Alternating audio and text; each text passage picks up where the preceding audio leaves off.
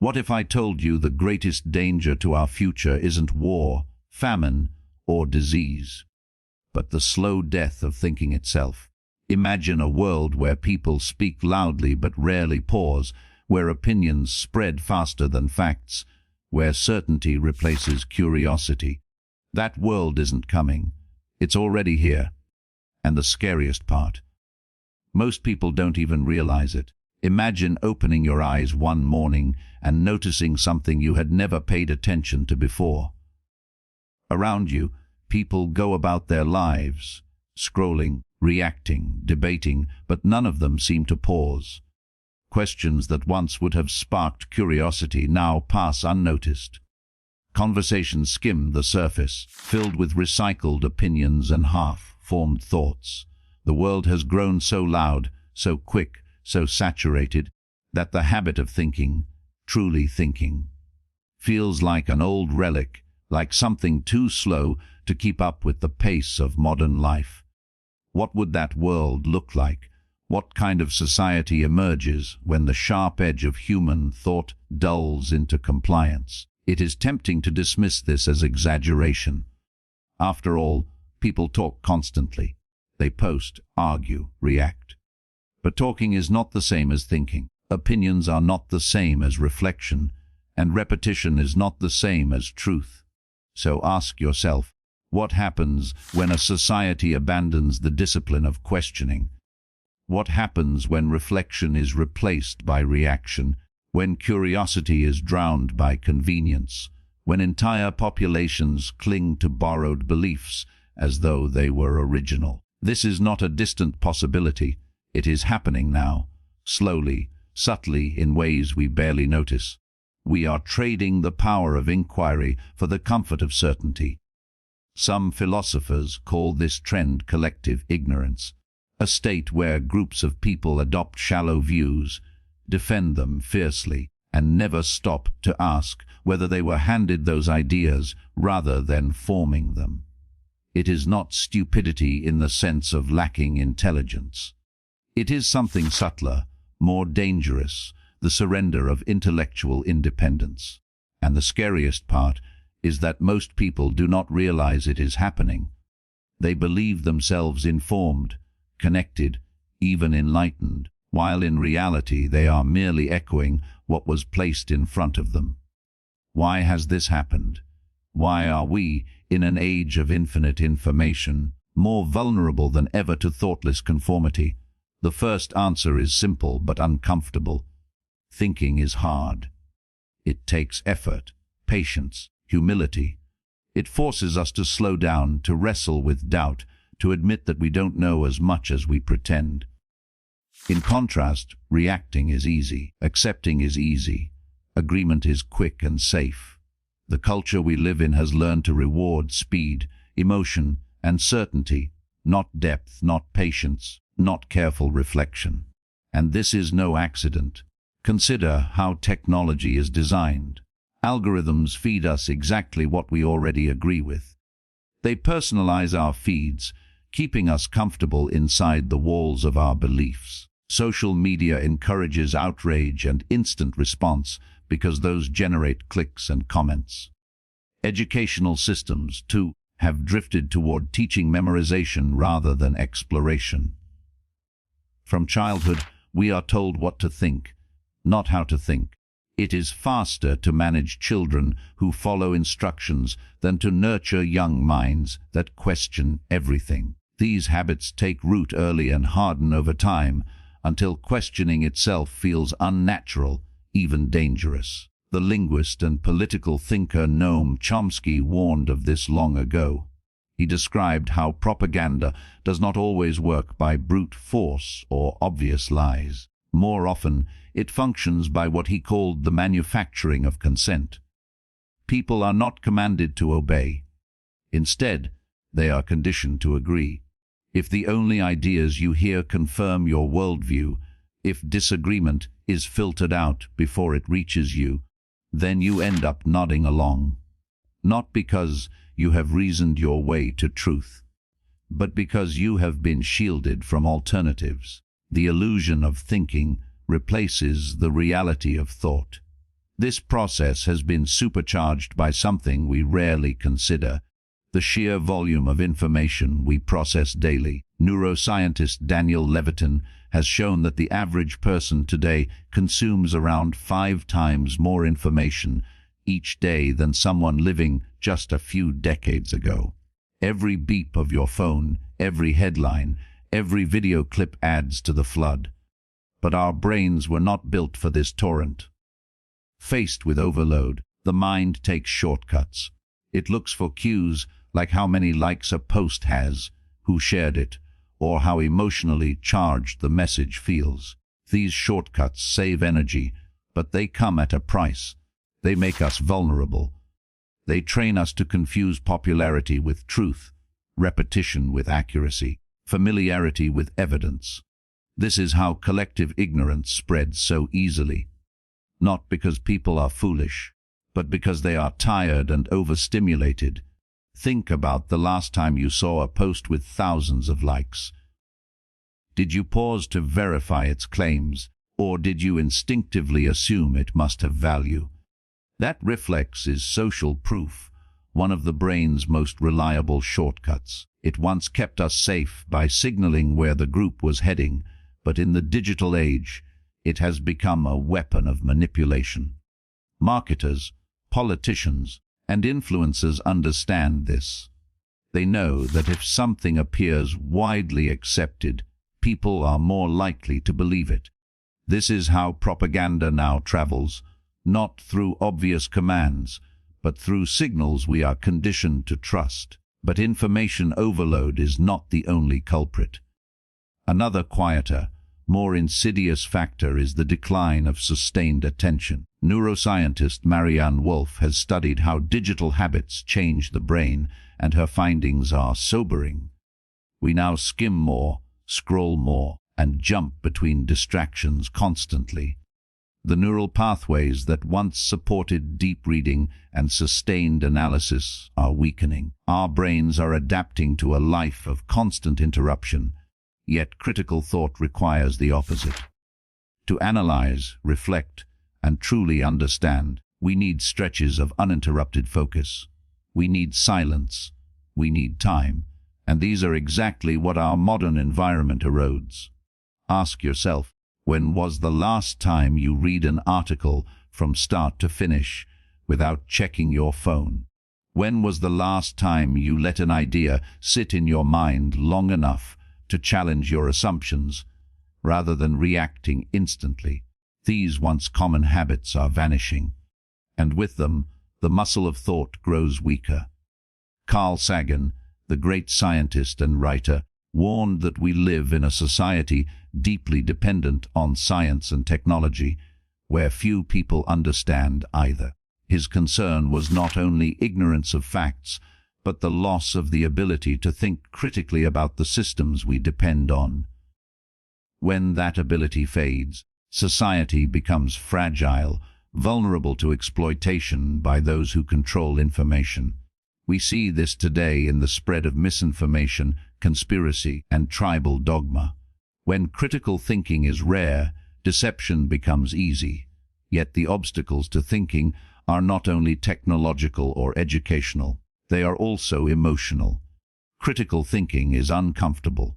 It forces us to admit uncertainty.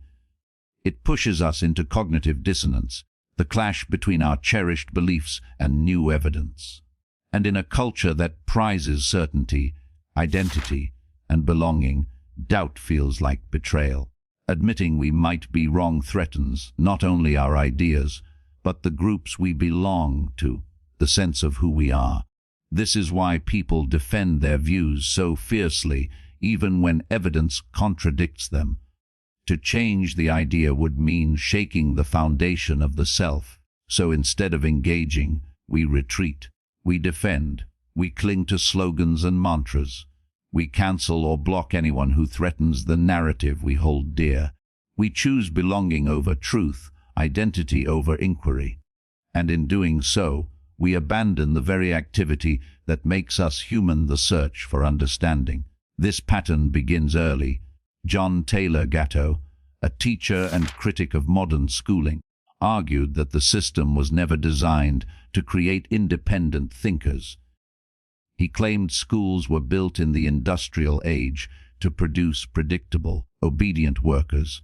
The lesson was not how to think, but how to comply, sit in rows, follow orders, memorize, repeat, perform. Creativity and curiosity were often punished, treated as distractions from the task. Over time, this conditioning shapes our expectations. We learn that coloring outside the lines brings penalties, while conformity brings rewards. And so we carry these habits into adulthood, into our jobs, our relationships, our politics. We learn to silence doubts to avoid conflict, to hide questions for fear of exclusion. Gradually, silence becomes safer than honesty. But silence, over time, becomes agreement. And agreement, repeated long enough, becomes belief. Psychologist Eric Fromm described this dynamic in his book Escape from Freedom. He argued that many people do not truly want freedom, because freedom brings responsibility. To think independently means you cannot hide behind the crowd. You cannot blame others for your ignorance. You must carry the weight of uncertainty yourself. For many, this is too heavy a burden. So they surrender their independence willingly in exchange for comfort, clarity, and the safety of belonging. This is why critical thought is disappearing. Not because people are incapable of it, but because they are afraid of what it might reveal. To question deeply is to risk losing the beliefs that define us, the groups that accept us, the identities that protect us. And for most, that price feels too high. Yet without thinking, we become vulnerable. When we stop questioning, others think for us. Politicians, corporations, and media outlets step in to fill the void. They shape the narratives, frame the debates, and guide our emotions, often without us realizing it. And the question we must ask is this: who benefits when people stop thinking for themselves? The answer is obvious. Those who hold power benefit. Those who profit from conformity benefit. Those who seek control benefit. But the individual loses. The society loses. The future loses. Because once thought is surrendered, freedom is surrendered with it. If surrendering thought hands power to others, the natural question is, how do we reclaim it? How do we resist the slow erosion of our ability to question, to analyze, to pause before we agree? The answer is not simple, because the forces that dull our thinking are woven into every part of our lives. They are in our schools, our technology, our media, our friendships, even our identities. Escaping them requires more than cleverness. It requires courage. Courage matters because thinking for yourself often feels like standing alone. Imagine sitting at a table where everyone agrees on a particular view. You notice a gap in their reasoning, a contradiction, a flaw. You feel the urge to raise your hand, to ask, "Are we sure about this?" But then the silence hits. You imagine the eyes turning toward you, the discomfort you would cause. So you stay quiet. That silence seems harmless in the moment, but each time it happens, you teach yourself that comfort is safer than honesty. Multiply that choice across millions of people, and you see why societies slip into conformity so easily. It takes only a few brave voices to spark thought, but it takes millions of quiet ones to keep a culture asleep. Carl Jung, the psychologist who explored the hidden depths of the human psyche, argued that the greatest threat to humanity was not an external enemy, but the unexamined shadow within ourselves. That shadow includes our fear of rejection, our need for belonging, our hunger for certainty. Left unchecked, these instincts push us toward conformity. They tempt us to project evil outward, to imagine the danger lies only in others, when in fact it often lies in our refusal to confront our own unexamined beliefs. To resist collective ignorance, then, is not just a social act, but a personal one. It begins with the courage to face our own shadows, to admit the biases, fears, and desires that cloud our thinking. But courage alone is not enough. We also need humility. True thinking is not about proving ourselves right. It is about testing, questioning, revising. It is about saying, "I might be wrong, let me look again." In a culture built on likes, retweets, and status, humility feels like weakness. Yet, in truth, it is the foundation of wisdom. Without humility, we defend ideas as if they were our identity, and in doing so, we block the very growth we need. Humility gives us the strength to step back, to ask, "What if I don't know?" And in that space of not knowing, real thought begins. The philosopher Socrates understood this centuries ago. His method was not to deliver truths, but to ask questions, to prod, to expose assumptions.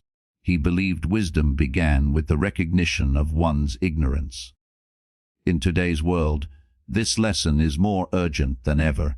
Surrounded by voices claiming certainty, we need the rare courage to admit uncertainty.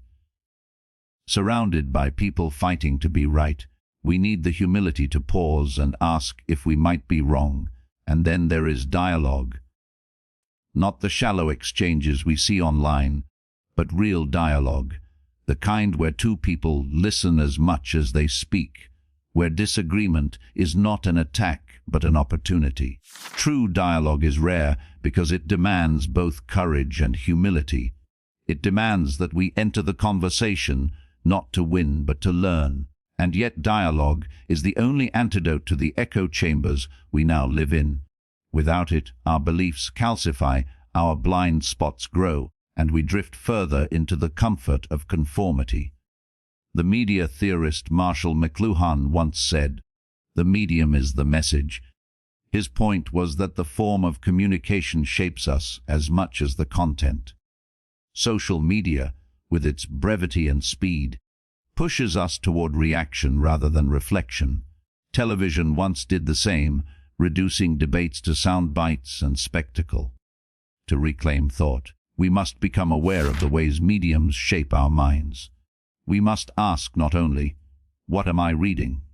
but also, "How is this platform training me to read?" The shift from books to screens is not neutral. It alters the depth of our attention, the rhythm of our thoughts.